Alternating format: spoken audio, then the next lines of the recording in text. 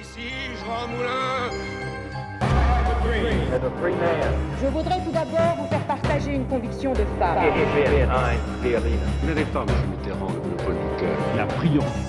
Je m'excuse Vous désarmez. de le faire devant cette assemblée presque exclusivement composée d'hommes.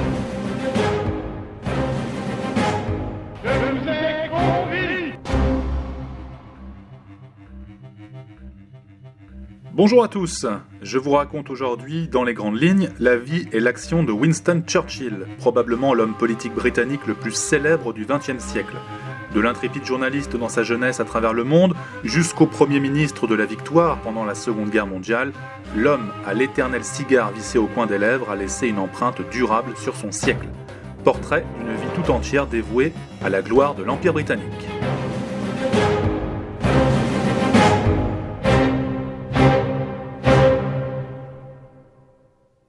Français, c'est moi, Churchill, qui vous parle.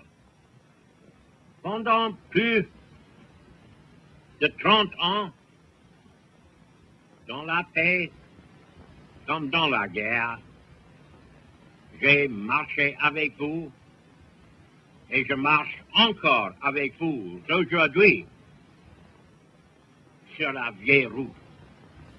Si Churchill parlait aussi bien le français, c'est que sa mère, une riche héritière américaine, adorait la France. Elle avait même connu Napoléon III et la fin du Second Empire.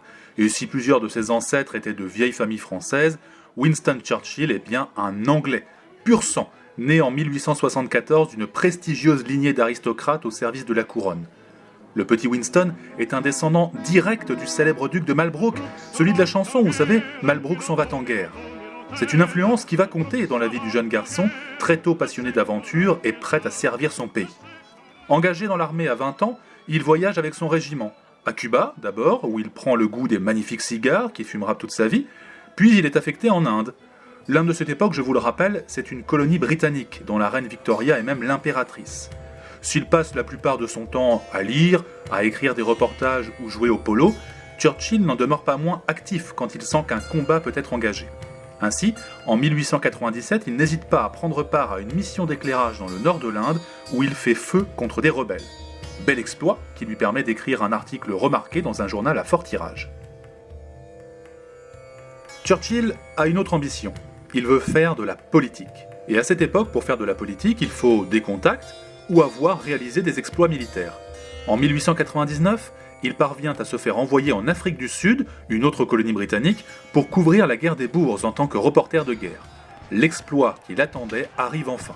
Alors qu'il accompagne des soldats britanniques dans un train blindé, il est fait prisonnier par les rebelles et interné dans un camp d'où il parvient à s'échapper au mépris du danger. Sa tête est mise à prix, mais il continue d'écrire à son journal. Au Royaume-Uni, il est presque devenu un héros national, fier descendant de son ancêtre, le duc de Marlborough. De retour au pays en 1900, Churchill peut enfin se faire élire député conservateur. Commence alors pour lui une autre guerre, la politique, une guerre d'autant plus excitante selon lui que l'on peut y mourir plusieurs fois et continuer à se relever.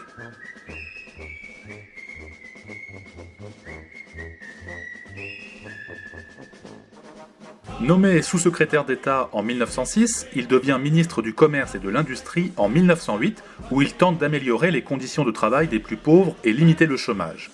À cette époque, il est mal vu par les riches, vous imaginez bien, d'autant plus qu'il vient lui-même d'une grande famille aristocratique où l'on se soucie généralement assez peu du sort des ouvriers. Nommé ministre de l'Intérieur, il continue de s'illustrer en participant personnellement à une opération de police risquée dans une rue de Londres. Les révolutionnaires armés finissent d'ailleurs brûlés vifs par les forces de l'ordre. À la veille de la Première Guerre mondiale, une autre époque s'ouvre pour l'ambitieux Churchill, nommé Premier Lord de l'Amirauté, autrement dit ministre de la Marine. Il sait qu'un conflit européen est imminent. Il tente de moderniser encore la marine britannique, d'améliorer la puissance des canons et les conditions de vie des marins. Convaincu de la supériorité du Royaume-Uni sur les mers du monde, Churchill est vite critiqué pour son action et sa vantardise. Au début de la Première Guerre mondiale, plusieurs navires britanniques sont coulés par les sous-marins allemands. Puis vient la désastreuse bataille navale des Dardanelles, non loin de Constantinople, qui coûte la vie à des milliers de soldats.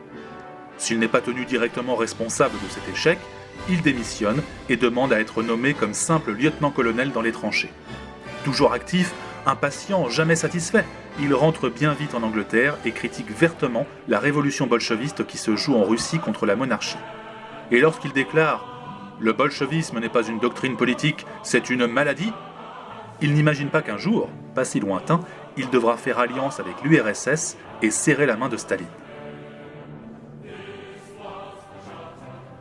Après la guerre, Churchill renoue avec ses idées conservatrices. Nommé ministre des Finances à la fin des années 20, quand explose la grande crise de 1929, il soutient aussi l'Italie fasciste de Mussolini, car elle apparaît comme un rempart au communisme. Vous voyez, tout le monde peut se tromper. Pour autant, il ne se trompe pas sur un point, la menace hitlérienne et les dangers du réarmement progressif de l'Allemagne, qu'il dénonce en vain. Isolé politiquement, plein d'ennemis de tous les côtés, Churchill traverse les années 30 sans véritable responsabilité. Il déclare même à cette époque « Me voici congédié, écarté, abandonné, rejeté, détesté ». Alors, il en profite pour peindre, pour écouter de la musique, il écrit une biographie de son ancêtre et il passe du temps avec son épouse Clémentine. À cette époque, il apparaît encore comme un va-t-en-guerre, quelqu'un qui veut réarmer son pays, qui pousse à la guerre. On lui préfère des ministres pacifiques. La suite, bien sûr, va lui donner raison.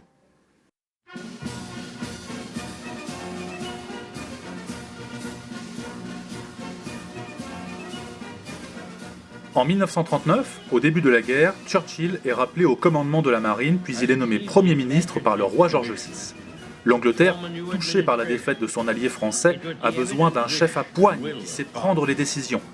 Le vieux politique déclare alors au peuple « Je n'ai rien d'autre à offrir que du sang, du labeur, des larmes et de la sueur ». Façon littéraire d'annoncer aux Anglais des temps très difficiles. Avec ses discours, il galvanise les foules, annonce que l'Angleterre se battra jusqu'à la mort. Pour lui, c'est la guerre totale sur tous les fronts. En 1941, le Royaume-Uni, qui résistait seul face à l'Allemagne nazie conquérante, voit enfin une lueur. L'entrée en guerre des États-Unis et le retournement de l'URSS, désormais dans le camp des Alliés. Churchill apporte son aide aux Soviétiques, malgré ses idées farouchement anticommunistes, et il collabore étroitement avec Roosevelt, le président américain.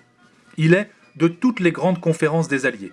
La conférence Arcadia, qui désigne l'Allemagne comme ennemi prioritaire, la conférence de Téhéran, où se profile l'idée d'un débarquement en Normandie, et bien sûr la conférence de Yalta, qui décide du sort de l'Europe après la victoire des Alliés. Au cours de ces années de guerre, Churchill prend aussi conscience que la puissance du Royaume-Uni n'est plus celle qu'elle était encore un siècle auparavant. Il déclare « J'étais assis là, avec le grand ours russe à ma droite, à ma gauche le gros buffle américain, et entre les deux se tenait le pauvre petit bourricot anglais. » La fin de la guerre approche, et avec elle, la victoire. Churchill veut même participer en première ligne au débarquement du 6 juin 1944 en Normandie, comme s'il avait encore 20 ans. Il faut un ordre du roi pour qu'il y renonce finalement. Le 7 mai 1945, il annonce à la radio que l'Allemagne a capitulé, que la victoire est complète. Churchill devient le sauveur de l'Angleterre, un héros national. Ovationné par la foule, il salue aux côtés du roi George VI au balcon de Buckingham Palace le lendemain, le 8 mai, jour de l'armistice. Son V de la victoire est devenu un symbole dans le monde entier. Pourtant, celui que l'on appelle désormais le Vieux Lion est battu aux élections suivantes. Pour les Anglais, Churchill c'est un combattant, c'est un homme de fer, celui qui conduit à la victoire en temps de guerre. Mais en période de paix et de reconstruction, les Britanniques lui préfèrent des hommes moins conservateurs, plus souples. Pour autant, le Vieux Lion ne reste pas inactif. S'il se calme avec la peinture dans sa grande maison à la campagne, il enchaîne aussi les prises de position à l'étranger. Il appelle à la création des États-Unis d'Europe à Zurich en 1946 et il dénonce quelques semaines plus tard le rideau de fer qui vient de s'abattre sur l'Europe.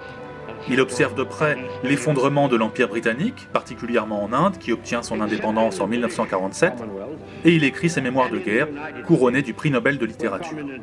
Et comme en politique, on ne meurt jamais, c'est lui qui l'avait dit dans sa jeunesse, Churchill redevient en 1951 Premier ministre, cette fois de la nouvelle jeune reine Élisabeth II. Mais le Vieux Lion est âgé, l'Empire britannique décline, la politique elle aussi a changé. Il doit assez vite se résoudre à ne plus être l'homme d'action de ses jeunes années. Il démissionne en 1955 et prend sa retraite définitive. Lorsque son état de santé se détériore, Churchill tombe dans la dépression. Il meurt à son domicile le 24 janvier 1965, à l'âge de 90 ans. La reine Elisabeth II lui offre des funérailles nationales. Son cercueil est exposé plusieurs jours à Londres devant une foule immense, recueillie. Les représentants de 112 pays assistent à ses funérailles. Puis son cercueil remonte la Tamise sur un bateau, avant de prendre la direction du minuscule cimetière de Bladon dans un train spécial, accompagné par des délégations militaires de tout le pays et un défilé aérien.